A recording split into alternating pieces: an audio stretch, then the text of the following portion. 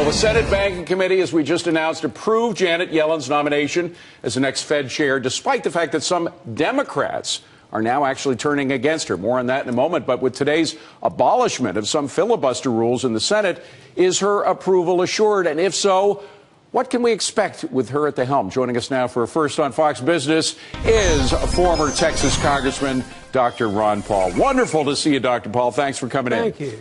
Well, nice to see you. First of all, on this rule change, some people had said it was coming. Others said they thought it was a little too radical, even for Harry Reid. What do you think about it?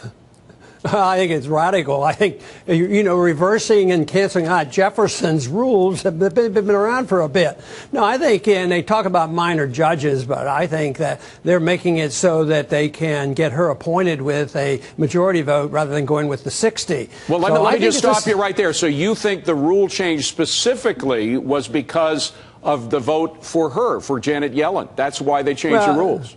There's no way for me to know, but I speculate that that's a very strong possibility. It seems like she's a much more important person than some of these minor judges. Hardly anybody in the country knows which judges they're talking about. But I think the best I can tell, it will apply to Yellen under the new rule, which means it makes it easier. And, that vote was not overwhelming. No, and we'll talk about that. But again, I'm sorry to interrupt, but you do have a source inside the U.S. Senate, your son, Rand Paul, Senator Rand Paul. Was he planning to filibuster Janet Yellen?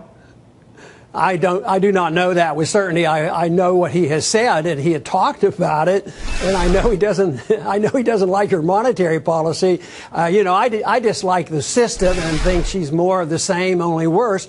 But he thinks she's really a lot worse, that she's a really strong inflationist. And I don't think she hides that. I keep thinking we're going to continue with the QEs, and we're up to QE3 now.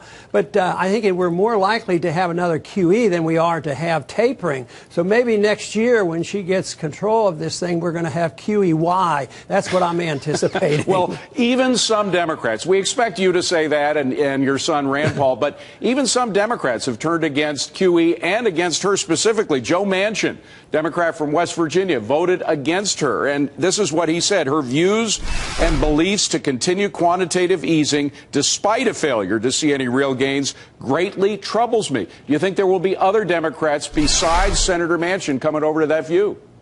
Well, I think that's very possible. This to me is very impressive because it means that they're not buying into all the propaganda. I mean, why are these conventional politicians talking this way and worried about QE? That means they're worried about inflation, yet our government and our Fed say, oh, there's no inflation, don't sweat it. We have a lot of room, and yet here we have a growing number of people concerned about the inflationary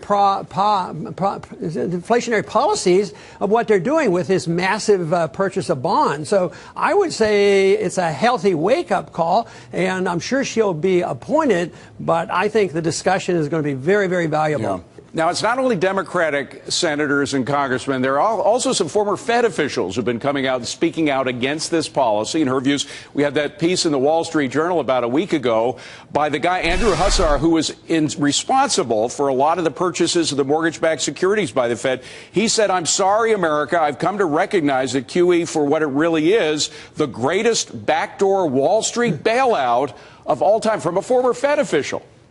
Yeah, and matter of fact, I interviewed on my Ron Paul channel and found it fascinating what he had to say, because he was in charge of the QE1, where he was literally in charge of purchasing $1.2 trillion worth of bonds.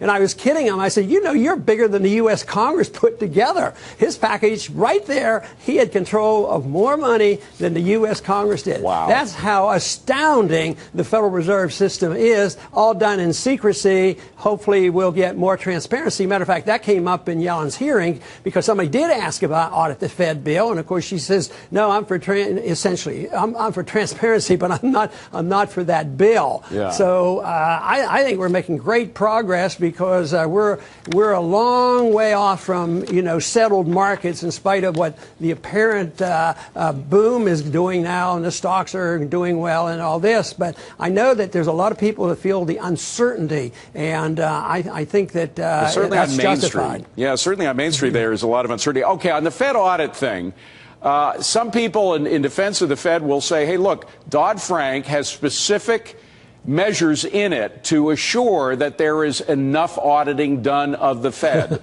to which you say what? I say the bankers get to write most of those regulations. So every time we have a crisis, we write more regulations, and that seems to hinder the recovery. It started with SECs in the 30s, and of course there was Sarbanes-Oxley when we had the crisis 10 years ago, and now we have more of this. Regulations can't overcome bad mistakes, and this is sort of what's happening with Obamacare. Just more and more regulations of central economic planning, which is unachievable. And so all the regulations in the world will just confuse things. It will dampen the enthusiasm. It chases business away, costs more money. And that's one of the major reasons why we have the economy doing so poorly. So, no, that can't save it. Gotcha. It just props it up. If it temporarily helps, it just delays it and makes the crisis that much worse. Dr. Ron Paul, by the way, are you birthing babies again now that you're out of Congress? No, I'm just trying to spread the great message of liberty, and I'm staying busy. All right, all right. But he did birth 3,000 babies, so he's done his work in the medical field as well. Dr. Paul, good to see you. Thank you very much, sir. Appreciate it. Thank you.